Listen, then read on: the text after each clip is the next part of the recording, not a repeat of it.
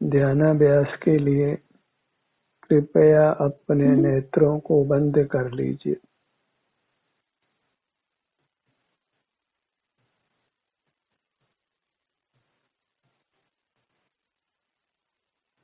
अपना मुख अपनी ओर कीजिए। आप में अथाह सुख भरा है और आपके स्वरूप में दुख का लेश भी नहीं है। सुख की खोज बाहर बंद कीजिए और असीम सुख अपने से पा लीजिए। अपने सन्मुख रहकर परमात्मा हो जाना है। एक 48 मिनट का समय अपने अमूर्त शरीर को दीजिए। लगातार इसके सन्मुख रहिए और सर्व दुखों से हमेशा के लिए मुक्त हो जाइए। फिर परमात्मा होकर परमानंद भोगिए।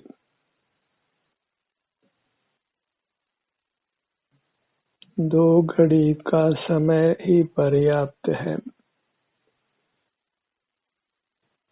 बस निरंतर 2 घड़ी अपने सन्मुख बने रहना है। अपने ध्यान को अपने सिर से पैरों तक रखना है और इसमें आपको शांति का सुख का ही भोग होना है। उत्तरोत्तर सुख बढ़ते ही जाना है और सुख द्रुत गति से बढ़ना है और 48 मिनट में सुख को पूरा हो जाना है।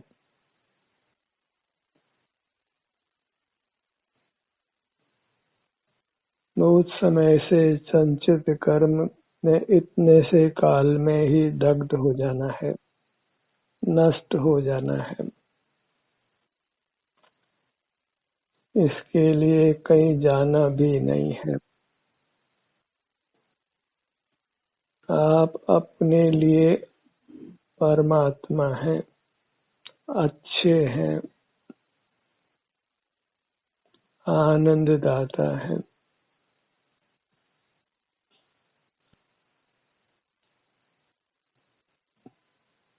सिर से पैरों तक ही बने रहिए। फिर देखिए आपको पल पल में सुख बढ़ता है। थोड़े काल ठहरिए और अपने पूर्ण आनंद को पा लीजिए। बाहर के भौतिक संसाधनों को जुटाने में तो बहुत समय लगता है और परमात्म पद को बस 2 घड़ी में पा लेना है। अपना स्वाद वह सुख का स्वाद है और सुख भोगते हैं तो दुख नष्ट हो जाता है,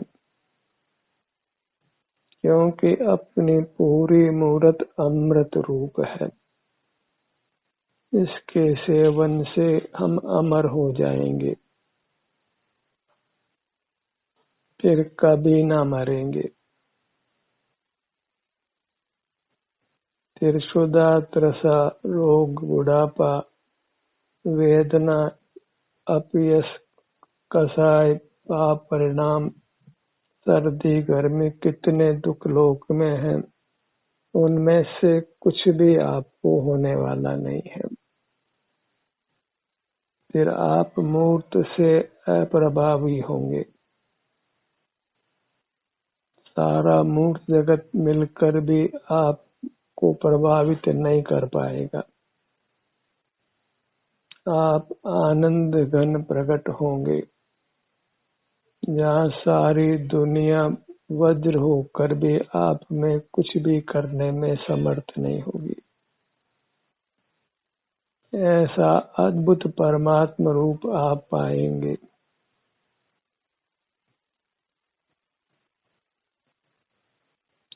आपके रोम रोम में आनंद प्रस्फुटित होगा। जिसको आप ही भोगेंगे। और एक बार आपको इसका रस अच्छी तरह आ गया तो बाहर फिर आप नहीं आएंगे, अपने भीतर ही शांति को भोगते रहेंगे। बाहर की सारी चौकड़ी आप भूल जाएंगे। तो जितना दंड फंद आप कर रहे थे वह सब दंड फंद से आप मुक्त होंगे। उसकी फिर आपको किंचित भी इच्छा नहीं होगी। सब वह विष कुंभ सा ही लगेगा।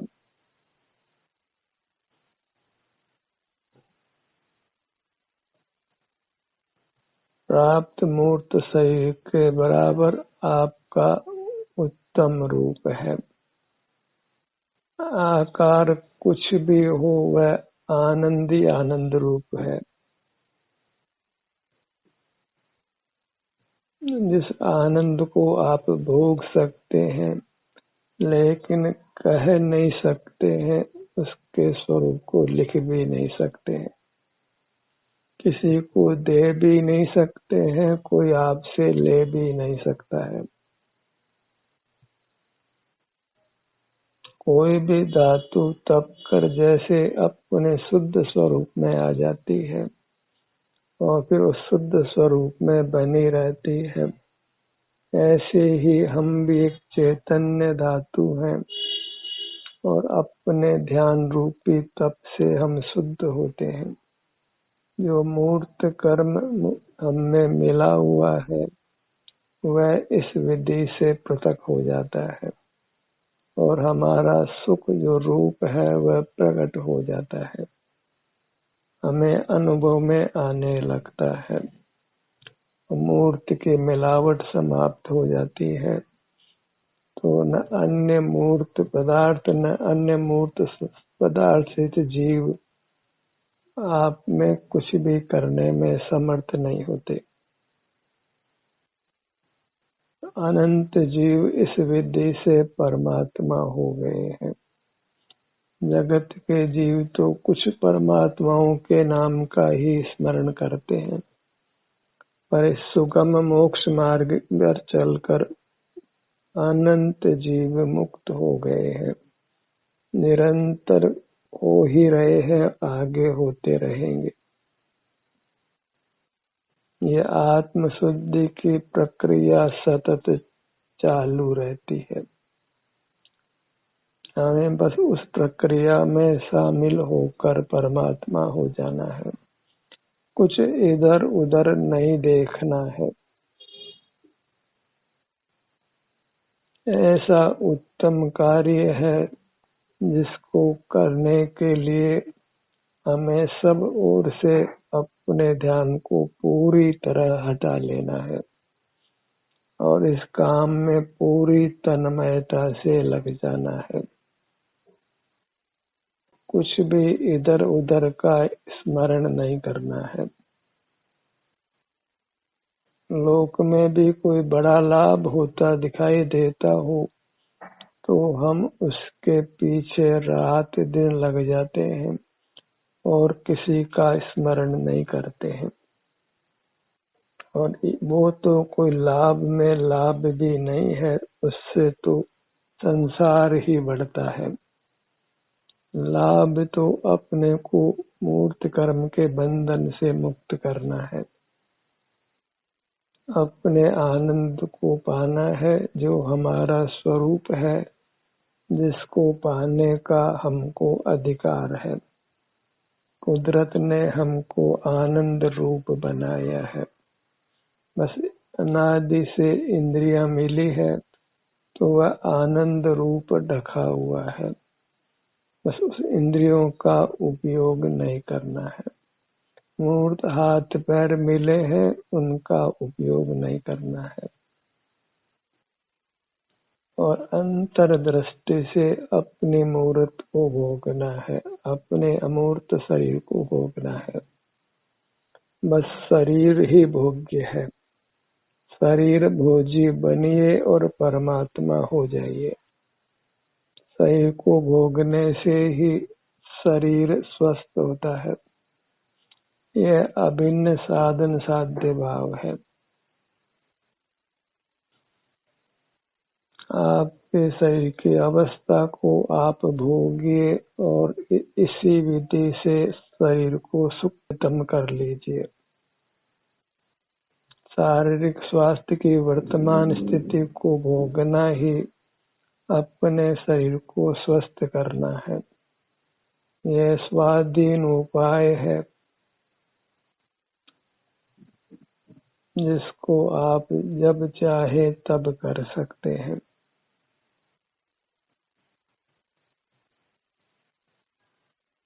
स्वावलंबी होना है। ये मूर्त में जो सुख का भ्रम है, जो हमने उनको सुख का साधन माना है, उस भ्रम का निवारण कीजिए। क्योंकि हम जब स्वस्थ होते हैं तो वे हमारे विषय सुख पाने में निमित्त होते हैं, या जब पाप कर्म का उदय मिट जाता है तो औषधि आदि निमित्त बन जाती है। सुख मिलता है अपने से और कर्म का संबंध मिटने से।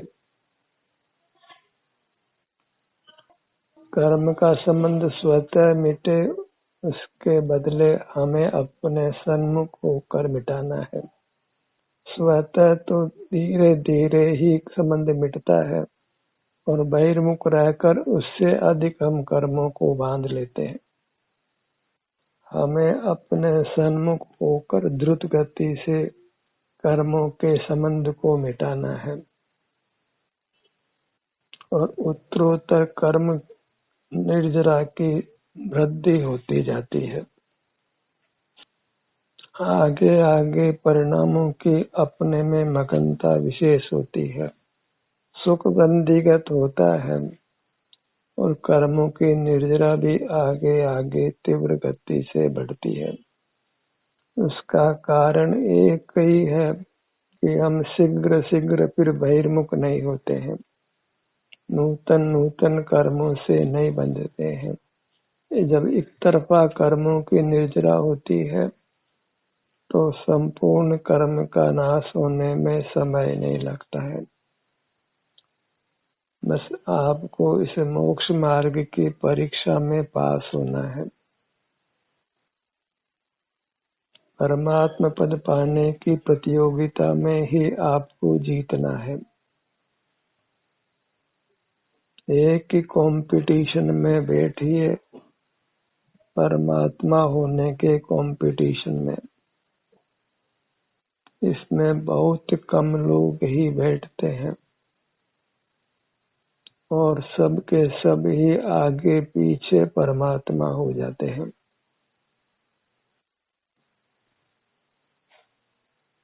बस अपना स्वाद चखिए। जैसे मिश्री का स्वाद मीठा है, ऐसे आपका स्वाद आनंदमय है। आप अमृत हैं, सुखामृत हैं, आनंदामृत हैं। लोग को परमात्मा की बहुत महिमा आती है, पर खबर ही नहीं है कि आप स्वयं ही परमात्मा है। अंतर में ही अपनी उपलब्धि होती है। अंतर्दृष्टि करके यह श्रद्धा उत्पन्न होता है कि अरे मैं स्वयं ही परमात्मा हूँ, मैं स्वयं ही आनंद घन हूँ, मोक्ष का अधिपति हूँ,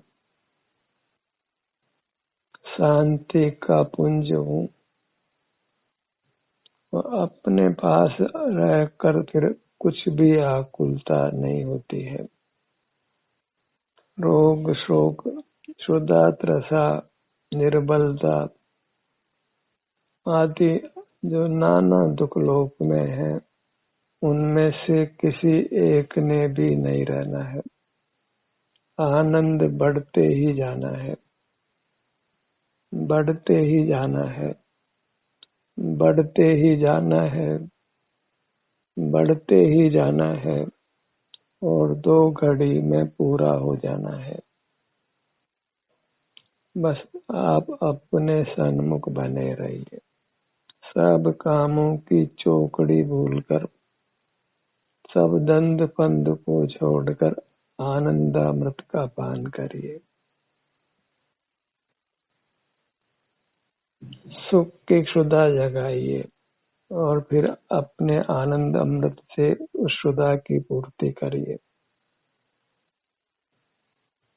भूखे पशु पक्षी जब भोजन मिलता है तो उस पर झपटते हैं और वहां से हटते नहीं हैं,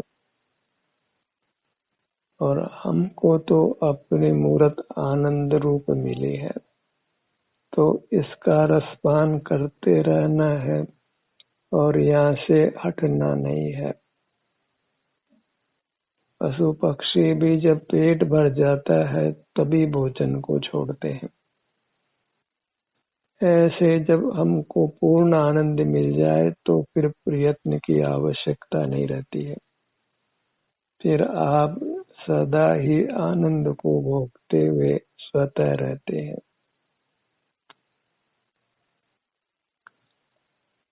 अपना मुखमंडल, कोई रंगों का तो विकल्प भी नहीं करना है, वह तो एक जघन्य पाप है।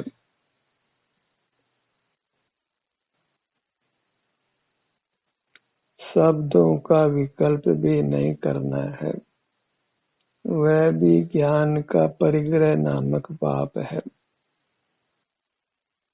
कोई अंकों का स्मरण भी नहीं करना है। विद्या तो एक ही है जो अपने संवेदन रूप है। सा विद्या या विमुक्तये, यह स्व संवेदन ही विद्या है। हमने बहिर्मुख होकर ही विद्या का अर्जन करना मान लिया है। अपने बाल बच्चों को भी हम सही विद्या नहीं देते हैं, स्कूलों में भेजते हैं जहाँ विद्या क्रंच मात्र भी नहीं मिलती है। हमने विद्या के स्वरूप को ही विकृत कर दिया है। भूतकाल में जितने भी महापुरुष हुए हैं, तीर्थंकर चक्रवर्ती, बलदेव आदि, उनमें से कोई एक भी स्कूल गया नहीं है, कोई किसी गुरु के पास नहीं गया है। कल्पना से ही पंडितों ने कहो तो लेखकों ने महापुरुषों को गुरु की कल्पना उत्पन्न की है। कोई भी महापुरुष किसी बाहर विद्या के अर्जन के लिए नहीं जाता है, क्योंकि बचपन से ही वह स्वानुभूति से प्रसूत होता है, अपने स्वानुभव में निमग्न रहता है। बचपन से ही उनके चेहरे पर परमानंद झलकता है। उनकी बाल मुद्रा को देखकर ही लोग आनंदित हो जाते हैं। आप भी अपनी मुद्रा में मगन होकर आनंदित हो जाइए, परमात्मा रूप को पा लीजिए। तीर्थंकर चक्रवर्ती, बलभद्र आदि महापुरुषों की श्रेणी में आ जाइए और देर नहीं करना है। भला सुख पाने में देर क्यों? लोक में तो कोई भी उपलब्धि करना चाहते हैं तो लाइन में लगते हैं और जल्दी से जल्दी अपना नंबर आए ऐसी भावना करते हैं। इस मुक्ति की लाइन में देर क्यों? शीघ्र से शीघ्र संसार सागर को पार करना है। अपने में ठहर जाइए, आनंद ही आनंद को भोगिए, आनंद रस को ही पीना है। अपने ध्यान को अपने नेत्रों पर लाइए। काम तो आपने ही करना है और स्वाधीनता से करना है। अपनी ही प्रेरणा से, अपने सुझाव से नींद खुलते ही ये काम करना है और दोबारा नींद आए तब तक करते ही रहना है। तो फिर निद्रा की आवश्यकता भी समाप्त हो जानी है। सर्वांग में अपने स्वरूप में ही आपको अद्भुत विश्राम मिलने वाला है, जिसको स्वरूप विश्रांति कहते हैं। और जहाँ आकर के आपको फिर कुछ भी नहीं करना है, एकदम आलसी हो जाना है। प्रयत्न तो तब तक ही करना है जब तक परमात्म दशा नहीं प्राप्त हो जाए, और परमात्म दशा मिलने के बाद फिर प्रयत्न की कोई आवश्यकता नहीं है। बाहर के कामकाज का तो कोई मतलब ही नहीं है। वह तो अपने पैरों पर कुल्हाड़ी चलाने जैसा ही है। लोग जो मांसाहारी हैं वो दूसरों को मारते हैं, हम तो बहिर्मुख रहकर अपने को ही मारते हैं। हम अपनी दया ही नहीं करते हैं। दूसरों को क्या दोष देना है, हम स्वयं ही आत्महिंसक हो रहे हैं, अपने ही वैरी हो रहे हैं। दूसरा कोई हमको मारता नहीं है, हम ही स्वयं को मारते हैं। कर्म तो उसमें निमित्त मात्र होता है। अपने बहिर्मुखता से हम ही मरण रूप परिणमन करते हैं। अपने मरने के हम ही करता है, हम ही अपने को मारते हैं। अपने को सन्मुख अपने करें तो फिर हम अहिंसक होते हैं, फिर अपने को नहीं मारते हैं। तभी अहिंसा नामक परम धर्म होता है। अन्यथा तो हम बीमार पड़ते हैं तो कोई दूसरा बीमार नहीं करता है, हम ही बहिर्मुखता के फल में अपने को बीमार करते हैं। अपने बदन में दर्द होता है, उसका दूसरा किंचित भी कारण नहीं है। ये उपलब्ध मूर्त शरीर भी उसका कारण नहीं है, क्योंकि जो वेदना रूप से परिणमित हो रहा है वही उस वेदना का कर्ता है। कोई दूसरे में वेदना उपजा नहीं सकता है। यह परिणमति से कर्ता, जो दुख रूप से परिणमन करता है वही दुख का करता है। हम ही अपने में दर्द को उत्पन्न करते हैं। बुद्धि पूर्वक तो हम क्या कर पाते हैं, स्वयं ही परिणमन करते हैं। वही लक्ष्य में हम स्वयं ही वेदना रूप से परिणमित होते हैं। बहिर्मुख हुए सो हुए, अब वेदना हुई है तो वेदना को शांति पूर्वक भोग करके वेदना से मुक्त होना है और फिर बहिर्मुख नहीं होना है। ठोकर खाई है, अब ठाकुर बन जाना है, अब बहिर्मुख नहीं होना है। और जब अंतर में ठहर कर कर्मनाश कर देते हैं तो फिर बहिर्मुखता हो ही नहीं सकती है, क्योंकि तत्संबंधी कर्म फिर आपके साथ नहीं रहता है। फिर तो आनंद अपने आप ही होता रहता है। लोक में तो भोजन की व्यवस्था करनी पड़ती है, चाहे मनुष्य हो या पशु पक्षी हो, सबको भोजन पाने के लिए कुछ न कुछ प्रयत्न करना होता है। और भोजन मिल भी जाए तो सुख कहाँ होता है, क्योंकि भोजन में सुख कहाँ है। अपनी मूरत में सुख है तो अपने मूरत को पा लेना है, पा करके फिर छोड़ना नहीं है। लक्ष्मी मिल जाए फिर उसको छोड़ दें तो लोक में भी पागल ही कहलाते हैं। बाहर की लक्ष्मी कोई ले तो भले ही ले जाए, क्योंकि उसमें सुख नहीं है, पर अपनी मूरत को पाकर कदापि छोड़ना नहीं है। अर्थात कोई दूसरा तो लेने वाला नहीं है, हमें बहिर्मुख होकर इसको छोड़ना नहीं है। अपने लक्ष्मी को मजबूती से पकड़िए, और वह लक्ष्मी अपना ही शरीर है। अपने शरीर को जितना दृढ़ता से पकड़ेंगे उतना ही शीघ्र हम मुक्ति को पा लेंगे।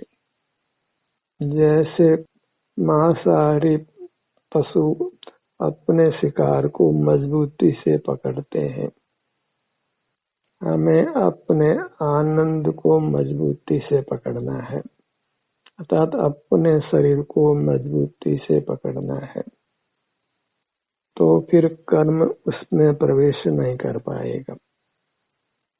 जहाँ अपने शरीर की पकड़ मजबूत है, वहाँ फिर कोई कर्म हमारे भीतर प्रवेश नहीं कर सकता है, क्योंकि सहज ही फिर हम आनंद घन हो जाते हैं। और जब कर्म प्रविष्ट नहीं होता है तो फिर दुख भी नहीं होता है, क्योंकि बहिर्मुख रहने से ही हम तरल हो जाते हैं, कर्म हमारे भीतर प्रविष्ट होता है। अपनी दोनों भुजाओं को लक्ष्य में लीजिए, अपने अंग उपांगों को किसी परिचय की आवश्यकता नहीं है, क्योंकि अपने अंग उपांग सब अमूर्त होने पर भी अंतर्दृष्टि से हमको संवेदन में आते हैं कि पग तली से नीचे मैं नहीं हूँ, सिर से ऊपर मैं नहीं हूँ, आगे के भाग से जहाँ तक मैं हूँ वहीं तक मैं हूँ, क्योंकि अपने से परे न दुख होता है न सुख होता है। हम ही सुख स्वभावी होने से अपने भीतर ही सुख दुख होता है। जैसे जड़ पदार्थ स्पर्श स्वभावी होने से स्वतः ही उनमें स्पर्श गुण का परिणाम होता है, ऐसे स्वतः ही हमें सुख का परिणाम होता है। बस बाहर से दृष्टि को हटा लेना है। जगत से नाता कल्पना का ही है। दर्पण के साथ प्रतिबिंबित होने वाले पदार्थों का क्या नाता है, और दर्पण भी ऐसा जो चलता फिरता हो और ठहरा हुआ भी हो, तो प्रतिबिंबित पदार्थों से उसका कोई नाता नहीं हो सकता है। हम ही मुंह से नाता मान लेते हैं कि ये मेरे माता पिता है, भाई बहन है, मित्र है, ये मेरी भोग सामग्री है। इस सब कल्पनाओं से अपने को मुक्त करके अपने आनंद घन को भोगिए, आनंद घन हो जाइए, अर्थात परमात्मा हो जाइए। परमात्मा पद पाने की ही आपको प्रतिज्ञा करनी है, संकल्प लेना है, और उसको पाने के लिए दिन रात प्रयत्न करना है। ध्यान का सत्र यही समाप्त होता है।